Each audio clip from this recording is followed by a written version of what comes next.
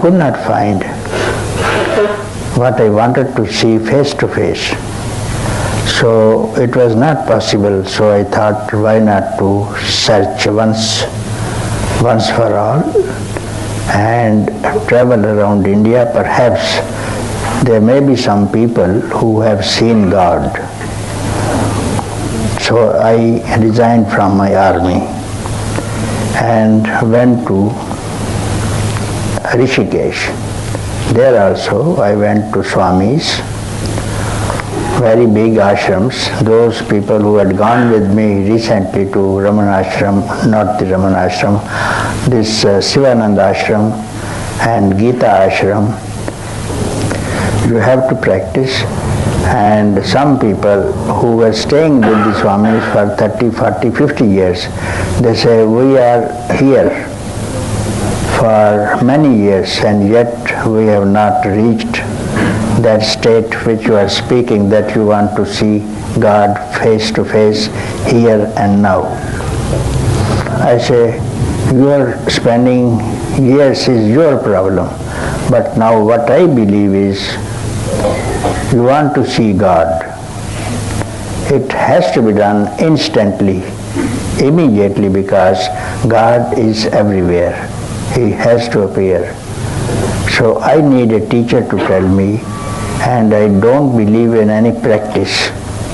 Suppose you want something, you go to supermarket and you have to buy something, you straight away pick up a thing and pay the bill. And now the supermarket people, they don't tell you, you sit down and you have to meditate and then I will give you. You pick up the thing, put it in the trolley and go and pay and walk off. And you must have money, and then the commodity is there. It shouldn't take time. That's how I used to argue. At that time I do not know if my argument was good or not. But everybody used to get angry with me. And they were not liking me. But I was still in the army dress. Still, I had not abandoned my army dress, so they could not look at me. But only they were not happy. This man is here and he wants to see God all at once. So I went from place to place, all over the country I had gone, down to south and east to west. And I could not see anyone who could see, who could show me this is the way. And I was telling them very humbly, if you show me God, show me truth, then I will pay you the price, whatever you want. One hand, you do this, you fulfill my desire, other hand, my service to you whole life. Whatever you want, I will give you. I will serve you whole my life, I will not leave you if you show me God. And nobody agreed. So I was very much disappointed, returned home. And my parents and my wife also were disappointed because I am not working. Came back, what to do now? Sitting at home. So after a long time I came to my town, now in Pakistan. I went around, I saw, so I thought it's better to find some job, find some work so that I earn some money. And when I went to market, I had an old friend who used to wrestle with me in young age. So there was lying one old newspaper, Tribune, old newspaper, I looked at it, and there were advertisement situations. So they wanted some hand, and I found one situation very suitable to me, and they wanted some ex-army officer to work for them in Madras. So I picked up, and then I applied, and they had sent me money and travel ticket and 1 month to join my duties in Madras. So I started after about 15 days, 20 days, I went for Madras, and in between, when I picked up this job, I returned back home, and then I saw, while taking my lunch, I saw one man, sannyasi, standing outside my door, and I was just going to eat, and he stood there. I invited him inside, then questioned, have you seen anyone in this country, because you are a sadhu, you are traveling, could you tell me someone who has seen God and is able to show God to someone else? Then he said, there is one man, I can give you the address, and he is in Tiruvannamalai. From Madras, about 200 miles from Madras. So I noted down the address. So instead of, when I arrived in Madras, so instead of joining my duty, I said, why not to pay and see this man, pay a visit to him. So I straightway went to Tiruvannamalai. And from the station, I took, they call it jetka, so conveyance cart, bullock cart I took, and went to the ashram. So I just unloaded my baggage and paid off the tanga driver, the horse cart man I paid, and went towards the hall where the Maharshi was sitting, and seeing the same person who met me in Punjab and to whom I invited, the same who gave me the address, the same person is now seated there. So I lost all faith. I thought it's a scandal somewhere. He has given me his own address. So I don't want to see him. And I just, without entering the hall, there were quite 5, 6, 7 people, so some foreigners also. And I came out and again wanted to get some conveyance to go back to the railway station. And later on, during this, one man asked me, you look to be North Indian. I said, yes, I am North Indian, I am from Punjab. Isn't it, you came just now? Yes, I did. Why so soon you are leaving? Why don't you stay here for a day or 2 days? Since you have come from long distance, why don't you stay here? Then I told him the story. This man is a fraud.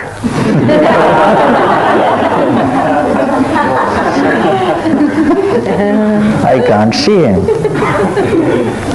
So I am coming from Punjab, and this man was a sadhu, and I invited him to take lunch with me, and he gave me the address, his own address, that you go to this man, he will show you God. And then if he could show me God, why not did he show me there? Why I had to travel all this thing and see therefore? He can't show me God here, therefore I'm going.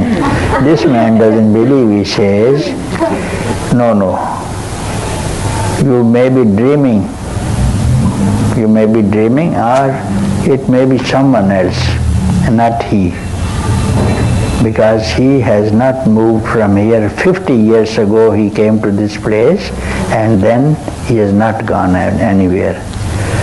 Maybe in some cases we have heard before also, through his power, when someone is really, genuinely wanting help, he does give.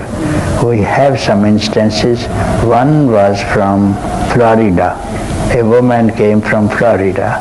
She quoted like this thing, the same thing, and one girl from Andhra, Hyderabad, she also said so.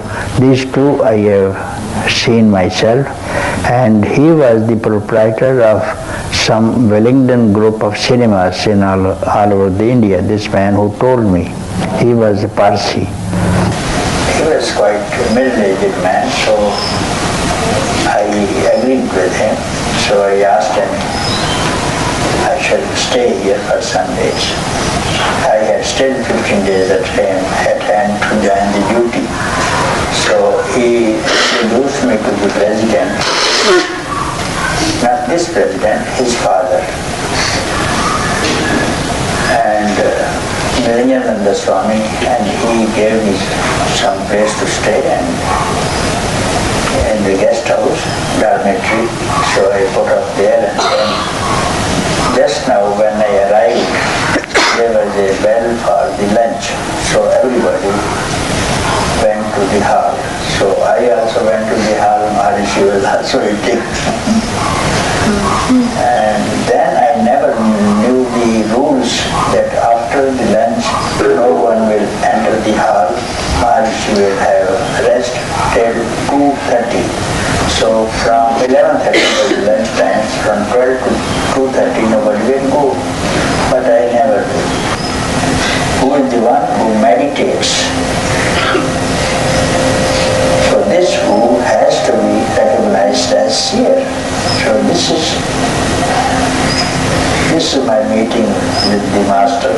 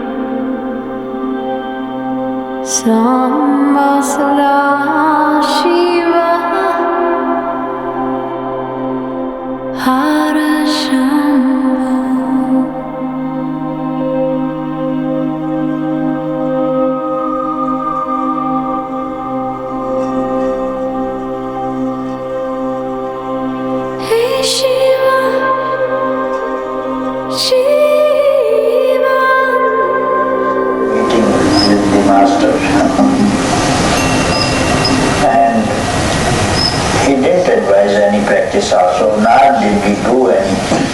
He was sitting quiet.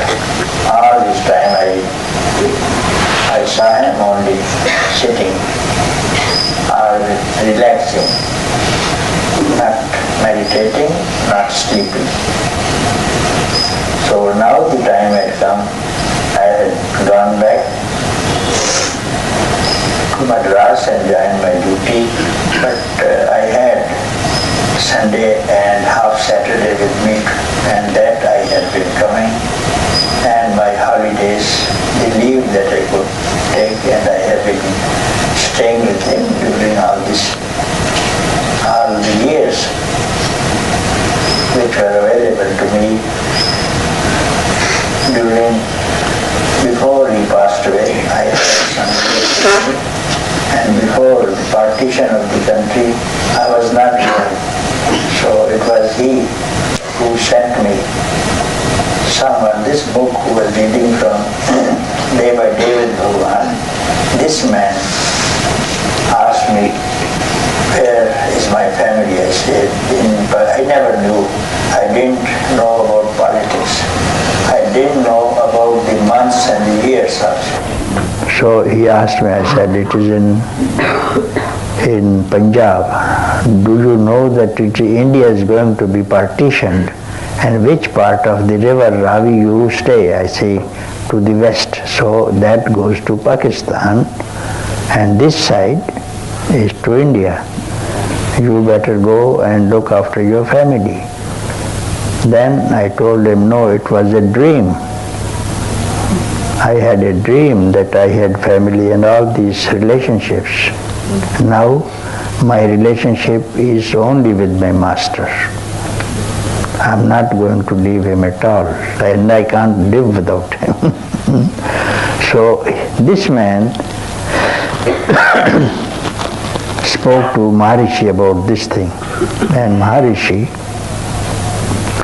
whenever he went for morning and evening walk, little walk, he had arthritis, he couldn't walk much. So 3-4 people used to accompany him, and he spoke to Maharshi about me. And Maharshi said, why don't you go? I said, it was a dream, my lord, it was a dream. The dream is over. I don't see anyone else except you. Then he said, if it was a dream, why you are afraid of the dream? Dream is a dream. Why are you afraid of the dream? You better go.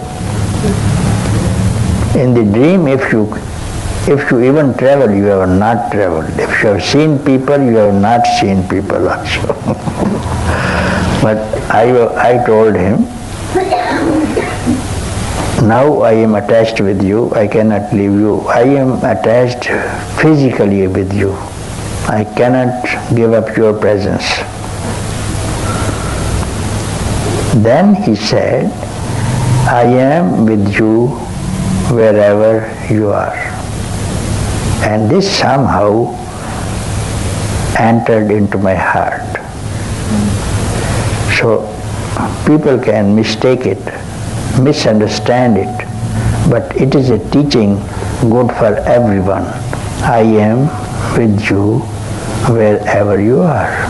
So this I am is the one who is God also, and who is self also, and who is consciousness also.